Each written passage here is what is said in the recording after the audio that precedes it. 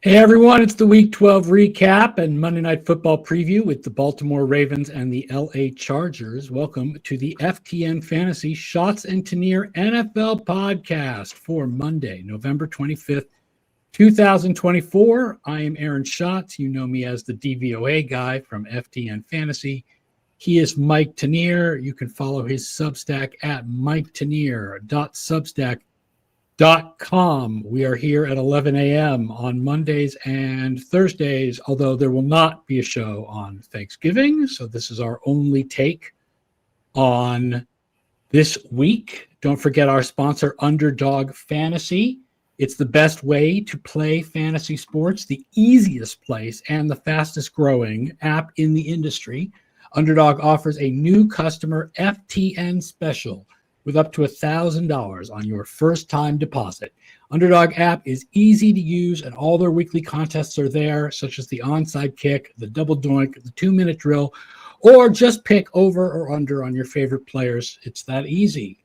It really is, actually. Head over to Underdog right now. $1,000 deposit match when you sign up with code FTN. NFL season is here, and who better to celebrate with than Underdog Fantasy. All right, so I think if we were to sum up this week, it would be Saquon Beaver. Saquon. Camden Caps wants to know, what is your take on the Barkley MVP train? You are not voting for a non-quarterback for MVP. You are not. Yes, the first thing is that I just don't believe that a running back is the most valuable player in the league. I think Saquon is playing very well. I think the offensive line for the Philadelphia Eagles is very good. But there's one other thing about the Saquon Barkley take, which is that the Philadelphia Eagles have played the easiest schedule of opposing defenses in the league. Okay. So if you look at our DYAR and YAR for running, if you look at total value without opponent adjustments, number one is Saquon Barkley. Okay. But if you add in opponent adjustments, number 3 is Saquon Barkley behind Jahmyr Gibbs and Derrick Henry. I'll add one to that. And this is not Saquon slander. We are not doing that. Is that erasure or anything else like that? If you look at yards before contact, of course, yards before contact is often an expression of offensive line capability. Right. The running back this year with the most yards before contact is Saquon Barkley. He is tied with Lamar Jackson, so he's number one among running backs at 4.5 yards per contact. So that's an expression of how good the blocking is, which has made possible some of the other things Saquon has done. That said, 6 runs of 40-plus yards, 16 runs, second to Henry, of 20-plus yards this season. Absolute difference maker. And a lot of the voters think like you nowadays. Last couple of years, it's been very rare for a non-quarterback to get an MVP vote. Saquon's minus 310 for Offensive Player of the Year. Yes, I would definitely consider him for Offensive Player of the Year. Mm-hmm. Right now, I think I might lean towards the opponent adjustments and do Henry or Jamar Chase. You always have to be that guy. But Gibbs, I think, is very heavily helped by the offensive line. Yes. Like even more than Saquon is. Like if you look at adjusted line yards, Detroit is like way ahead of everybody else in adjusted line yards. So with no disrespect to Gibbs, I don't think Gibbs, I think Barkley individually is having more of an impact than Gibbs, even if we have Gibbs with a little bit more value.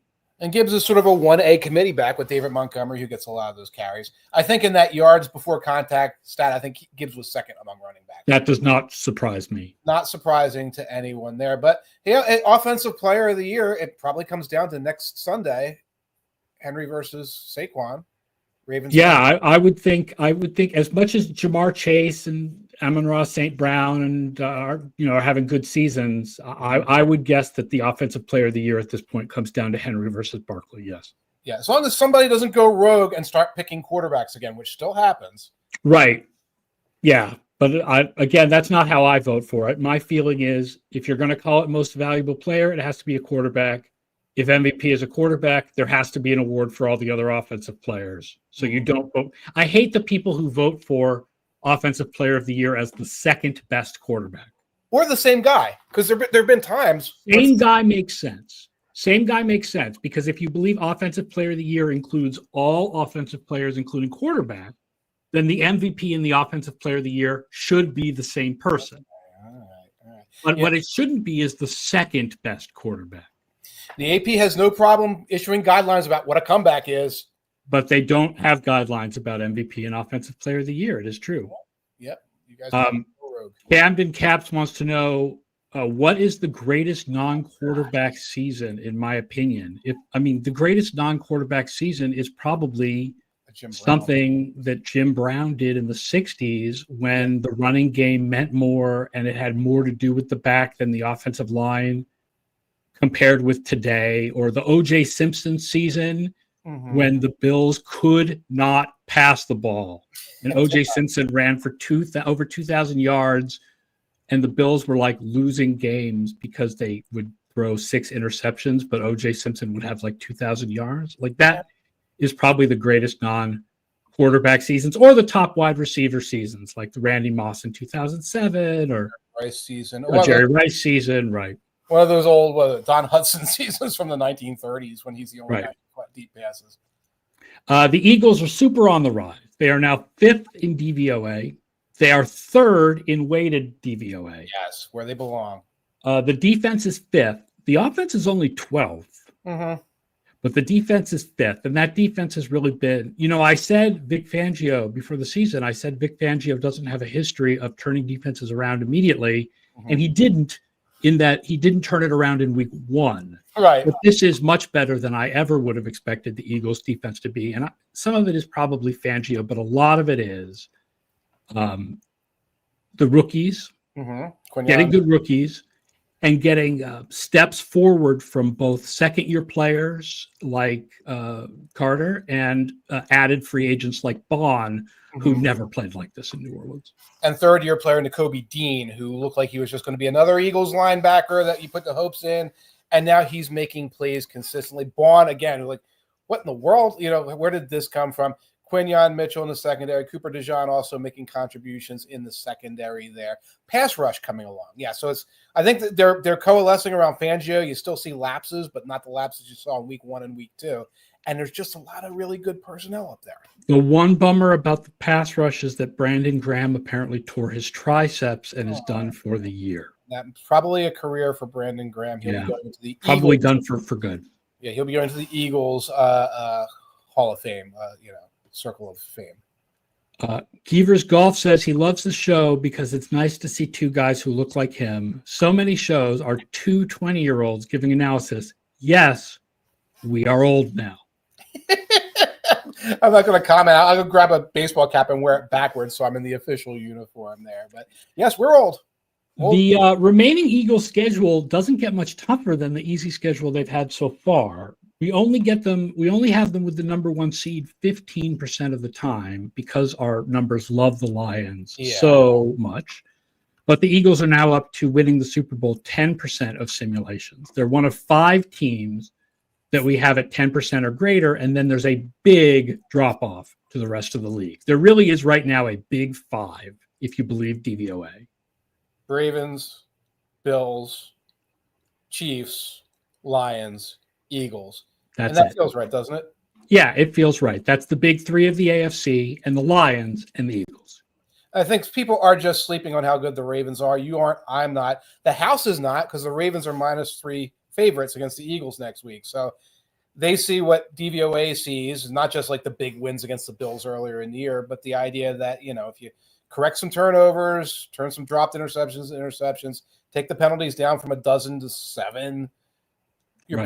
We'll talk about this by the end of the show, but like, for example, tonight I took Ravens as -9.5 with an alternate line. With the idea that if the Ravens win, they'll win big. And if they lose, it's because they'll make lots of penalties and lose close. I love it.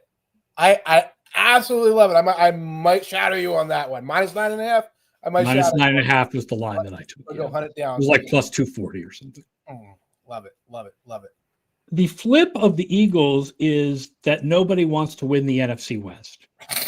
No one deserves it either. Now, you watched more of Seahawks Cardinals than I did. The Cardinals are still 61% to win the division by the playoff odds. not only are they higher than the Seahawks and the Rams in DVOA, but their future schedule ranks 27th. Okay. Now, the Seahawks and the Cardinals are both 2-1 in the division, but the Seahawks have to play Green Bay, whereas Arizona does not, and Arizona still has New England on the schedule. Yes. Which is pretty much an auto win. And the frisky Panthers, but they're still very, very beatable. Yeah. Patriots dropped to 32nd in DVOA this week. Oof. I didn't know if Cleveland's win over Pittsburgh would be enough to move them ahead of the Patriots, but they did. They did. So we have 61% Cardinals, 21% Seahawks, 10% Rams, and 8% 49ers. Brandon Allen is bad. And Christian McCaffrey is clearly not 100%. And as much as DVOA loved the 49ers for the first part of the season, they're falling off now. And I think we can pretty much write them off at this point. Yeah, and what happens with Brandon Allen happens with Brandon Allen. You can't be 5-5 going into the game.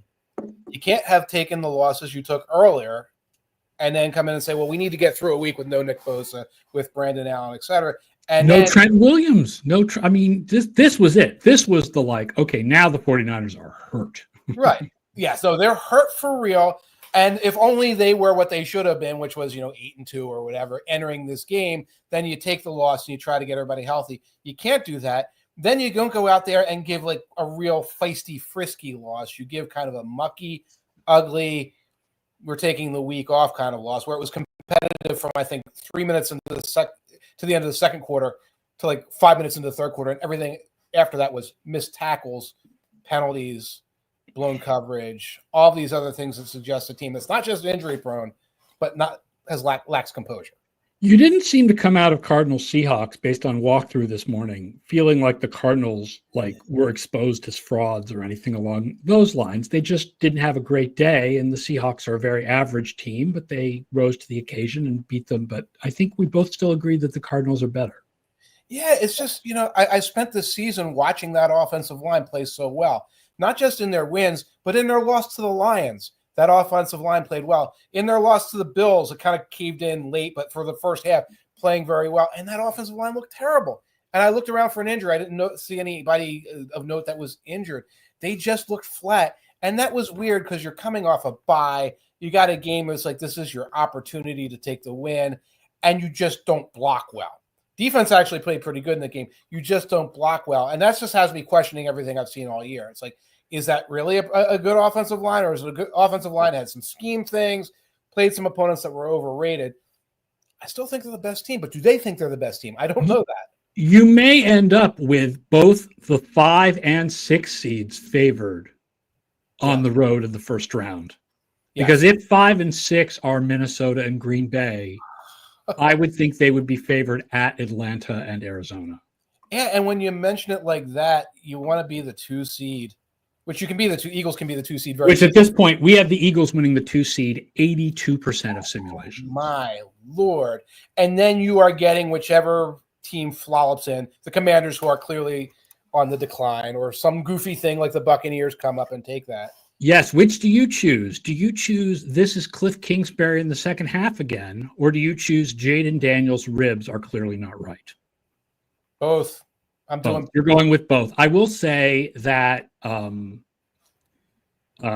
every time I turned on that game, I felt like all the receivers for the Commanders were covered, which leads me to believe it's more the Kingsbury thing. I cannot explain it. I cannot explain why Cliff Kingsbury would constantly decline in the second half of seasons. It's not like people don't have film from previous seasons. Right. Maybe he comes up with some new ideas and fresh ideas, and with the different personnel he has out there, he runs it, and then there's not counter adjustments and things like that. Also, I was going to point this out, in the first half of the season, wow, look how good Zach Ertz is playing. Look how good Olamide Zaccheaus is playing, and Noah Brown. And listen to the names I'm saying. Right. Like you have to manufacture everything for these particular individuals, and I think they faded a little bit. Now it's McLaurin. Eckler was kind of like wobbly a little bit yesterday. Robinson was hurt for a little while, so it's McLaurin, and you can't sustain that.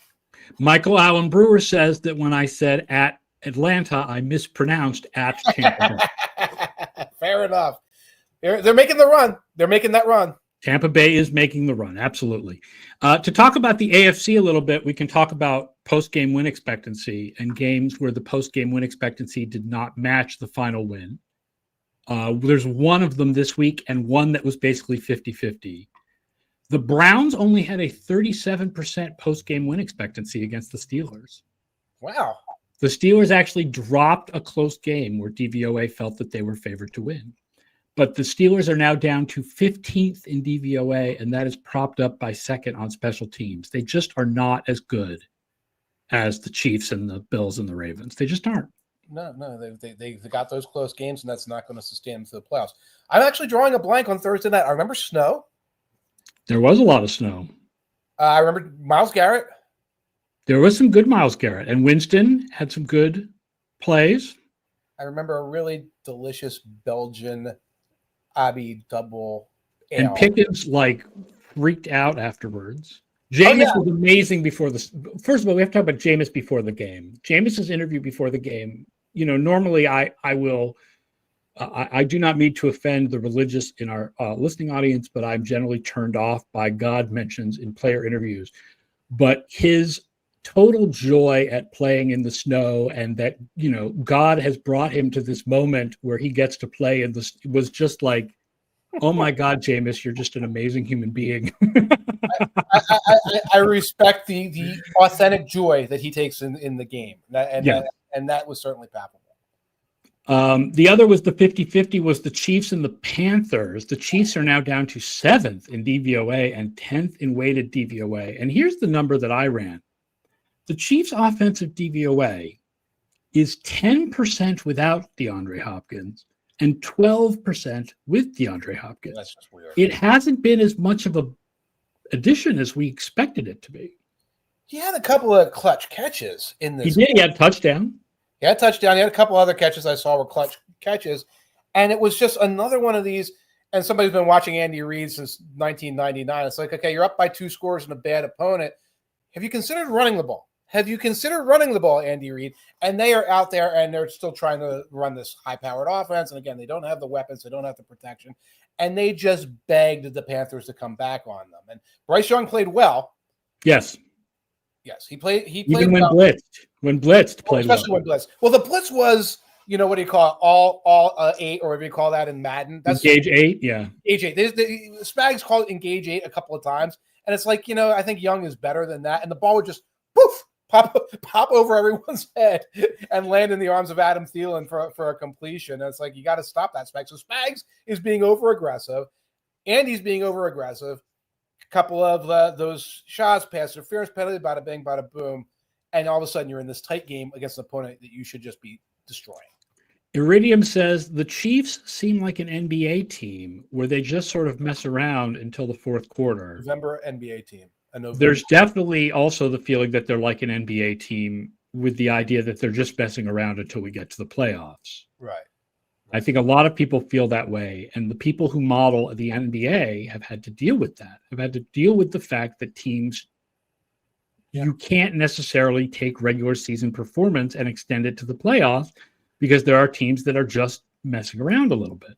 Right. And now we're sort of stuck with the question about the Chiefs of whether they are that team. And I, mentioned on my social media this morning that I do think that they are that team. Like, I do think the Chiefs will be better than this in the playoffs. Will it be good enough to beat Baltimore and Buffalo? I don't know, but they will be better than this in the playoffs, because a team that beats Carolina by 3 is not a team that you would think would be a danger to Buffalo and Baltimore. And in the meantime, take the opponent and the points, especially if it's like 7+, take the opponent and the points against the Chiefs until the playoffs start. Right. Hitchhiker's Pie says, on the other hand, you have a team like the Celtics that is wildly dominant in the regular season and then dominant in the playoffs, potentially like the Lions. My point about the Celtics would be that Jason Tatum is in the long line of athletes who people thought couldn't get it done in the playoffs until the year that they did. Right? We talk about Peyton Manning and we talk about other NFL players who were like that, but Jason Tatum and Barry Bonds, and there's players in other sports that were like that too. They couldn't make it happen in the playoffs until the year that they did, and you never know whether this is the year that Josh Allen does or something. Note how eager Aaron is to talk about the Celtics instead of the Patriots nowadays. Oh, the Patriots suck. They're terrible. Their Well, defense just collapsed. Well, It's not interested. Who's interested in that? Nobody. Yeah, but we got a Celtics tangent came on really quickly. Meanwhile, I have to deal with the Philadelphia 76ers, the New England Patriots of the NBA. So, yeah. The weighted DVO. No, you know what? The 76ers are not the Patriots of the NBA. The Giants? They're the Cleveland Browns of the NBA. They're the Browns. Oh, the analytics like super. Because the analytics process collapsed. Yes. Yep. And it left this. Yeah. Here's the weighted DVOA top 12. Number 12, Houston. Do you believe are frauds? Frauds. Their offense is, it's just not happening. Like we keep waiting and it's just not happening. The defense is very good, but the offense is just not happening. I was going to ask you about their post-game win expectancy because they played so far down to the Titans that they had to be really low. This was not a game where they should have won or anything like that. 2.3%. Yeah, they got hammered. They got hammered. That game was not as close as the final score. They got hammered, but they got a pick six and a couple of sacks and a long kickoff, and that kept them in the game. Number 11 and falling, the San Francisco 49ers. Bye, Felicia. Number 10, the Kansas City Chiefs. Yeah. You posted worst 10-1 teams of all time. They're the fourth lowest DVOA for a 10-1 team. And last year's Eagles were third. Now, that ain't happening to the Chiefs, but it is a reminder how vulnerable they will be when it matters. Number 9, the Arizona Cardinals. Still just hanging around. Okay. Number 8, the Denver Broncos. Bo Nix's numbers, if you take out the first month of the season, are good. Yeah, and I was catching up on it, and now I'm seeing off-platform throws where it's not just sort of mechanical, like where he's like going to one side and flinging it downfield. Off-structure throws, like he's turning into a dude. He really is. Yeah, it's hard because they're playing these games where they're dominant against teams that we don't really care. Hey, they whipped the Falcons. They whipped the Raiders. Like, you know, like you want to see the Broncos play the Chiefs again, right? Like, but they're playing very well. Yes, defense is playing well. Guys like Valet are playing well. Running games coming around. Everything's clicking. You're right. Against some weaker competition, the Falcons are a playoff team, folks. That's not weaker competition. You just haven't played like the top 5 in a while.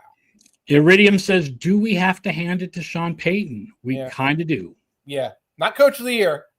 Give it to Dan Campbell, please. But, like, we have to hand it. Number 7, the Minnesota Vikings. Hanging around very strong. I watched that entire game and got no takeaways from it, except that the Bears got very, very spunky late in it. But I thought Caleb Williams looked good. When I saw parts of that game, he looked good. He was making some good throws. I feel like he's definitely, the new offense is working for him. And they found Keenan Allen in this game. They were like, oh, look, Keenan Allen's on our team. They found Keenan Allen. I think he had a mismatch that he liked because they were like really looking for him.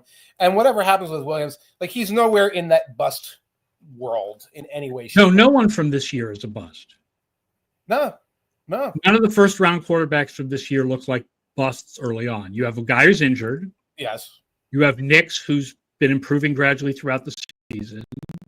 You have Williams and May, who have shown rookie mistakes, but also some very positive abilities to go off platform. Yeah. And then you have Jaden Daniels, who was great and then got his ribs hurt and now is okay. Yeah. And Nix is now plus 115 for rookie of the year. You're going to have to consider it. Daniels is falling. If you believe it, do it now. If you believe it, do it right now because it might not be there in a week. The other thing I would say is I think that the opinion about rookie of the year is that it is more your value compared to your position.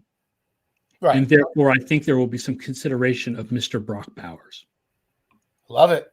It's not necessarily most valuable rookie. It's best rookie compared to their position average, in which case Bowers absolutely needs to be considered. And he was spent too much kind of carrying the passing game of a weak team, but just constantly like these 8, 9, 10 catch games. He's like plus 1,000 or plus 1,200, somewhere in there. So if you're feeling it, we got a voter here who's considering it, folks. Voter right there. I am absolutely considering it. Considering it. Best team in the AFC West by DVOA, by weighted DVOA at least, is the Los Angeles Chargers, who are sixth. Interesting. Even though they face the easiest schedule according to DVOA thus far. Number 5, Green Bay Packers. Solid win. Really, really, really solid win. Good team. Number 4, Buffalo. I feel like that Ravens loss is really like a little meaning a lot. 35-10. It was a big and deservedly, because it's a reminder that, like, you know, what could happen when the Ravens are on. Right.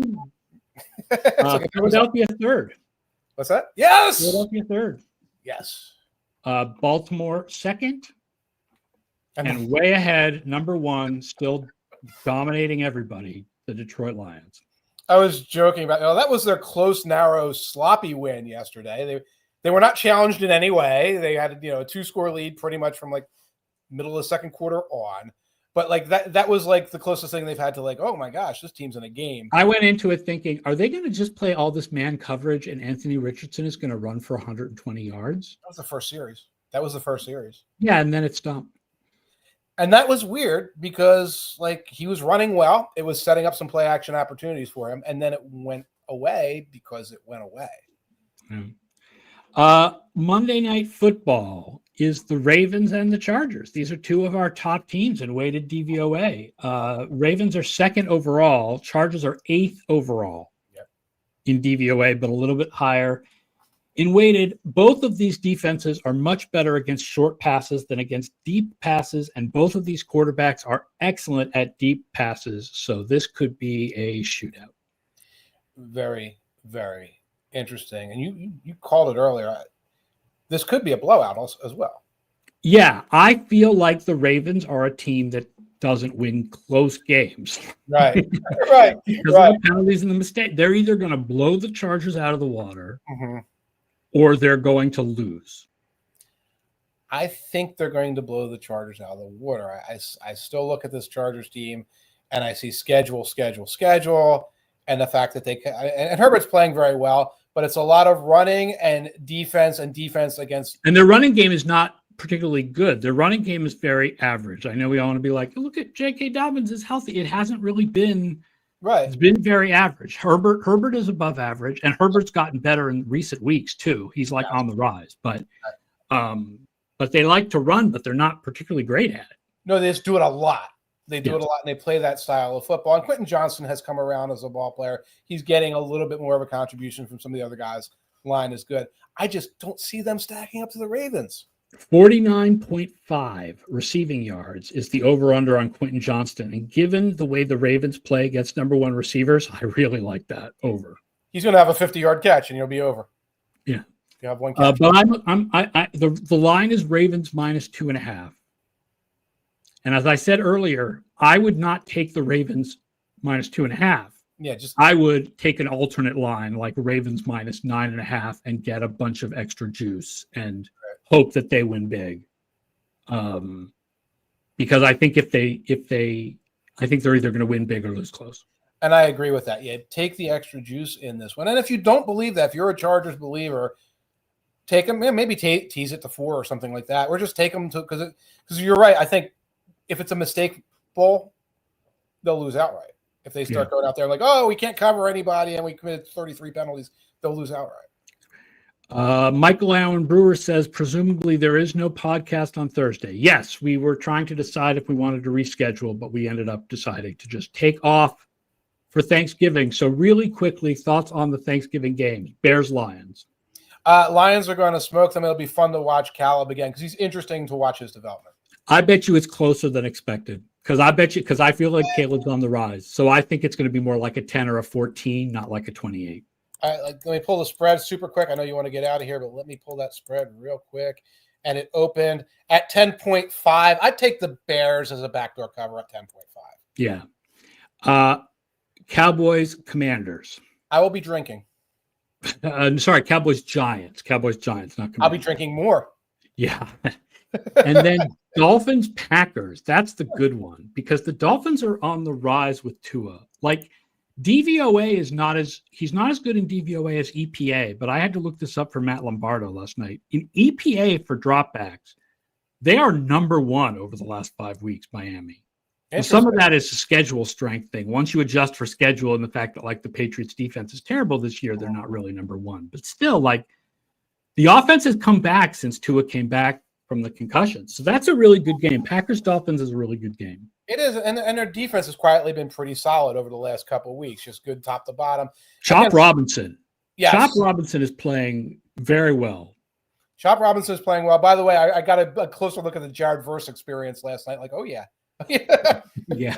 Oh, dear heavens. Yes, he's going to be a problem moving forward. Defensive Rookie of the Year, Jared Verse. Jared Verse. I mean, him or Quignon. It's him or Quignon. I think he's going to sew it up at this point. But yeah, I'm looking at that. I'm still leaning. We got to get a weather report. It's in Green Bay, but I'm leaning towards the Packers. But you're right. It's interesting. Dolphins are still in that playoff race, and they're tougher than they looked a month ago with Tua still working his way back. All right. That does it for the show for Monday the 25th. Thank you all for watching and listening. Again, like and subscribe to the show, miketanier.substack.com. Please make sure you're subscribed to it. Hopefully you are on FTN with a subscription, getting all those Stats Hub stats and the DFS optimizer and all the awesome stuff we have at FTN. Thank you. Happy Thanksgiving to everybody. And we will talk to you again next Monday when I believe we will be in December. Oh, no. Amazing. All right. That does it for the show, everyone. Have a great holiday. So long.